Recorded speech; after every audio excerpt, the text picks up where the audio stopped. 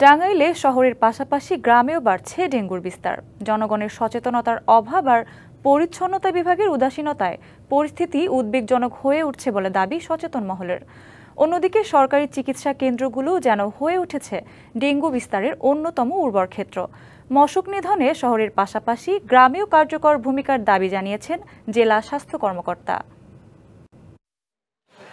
এটি Tangail medical college হাসপাতালের ৯ সেপ্টেম্বরের দৃশ্যপট। মেডিসিন বিভাগের এই ইউনিটে অন্য রোগীদের সাথে ভর্তি আছেন ১১ জন ডেঙ্গু রোগী, কিন্তু কারার সেই রোগী তা জানা নেই কর্তব্যরত সেবিকাদেরও।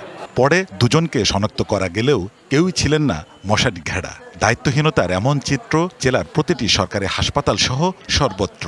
সব মশার বিরুদ্ধে সুরক্ষা দিতে এলো বসুন্ধরা এক্সট্রিম অ্যারোসল, মশার বিরুদ্ধে এক্সট্রিম সুরক্ষা। চিকিৎসা নিতে আসা অধিকাংশই গ্রামের। ডেঙ্গু প্রতিরোধে কর্তৃপক্ষের উদাসীনতা আর সরকারি হাসপাতালে নিজেদের ব্যয়বহুল অর্থে যথাযথ চিকিৎসা সেবা না পেয়ে রোগী ও স্বজনদের কণ্ঠে কেবলই হতাশা আর ক্ষোভ। পানিও খাইতে পারি না, কোনো তরল খাবারও খাইতে পারি না, খানা দেখলেই আমার বমি আসে। রাতে খুব জ্বর বমি, পরের দিন হাসপাতালে গেছি। আর হাসপাতালে আসলাম, হাসপাতালে এসে ভর্তি হইলাম।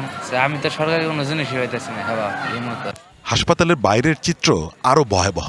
অপরিষ্কার, ময়লা, দুর্গন্ধযুক্ত স্থানে স্তূপ করে রাখা ডাবের খোসা, প্লাস্টিক বোতল আর পলিথিনে জমে থাকা বৃষ্টির পানি যেন ডেঙ্গুর বংশ বিস্তারের উর্বর ভূমি। হাসপাতালের পাশাপাশি এ চিত্র শহর গ্রামের সর্বত্র।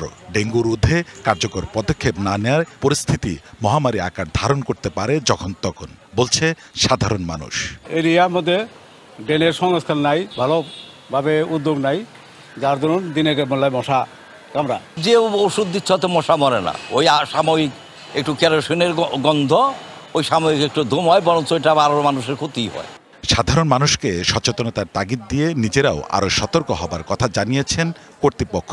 আমরা বলবো যে আসলে ডেঙ্গু রোগীরা যাতে কন্টিনিউয়াস মশারি ব্যবহার করে এবং তারা ডেঙ্গু হইলে আতঙ্কিত না হয়ে আমাদের চিকিৎসার পরামর্শ নেবে। পৌরসভা দায়িত্ব মশা নিধন করা।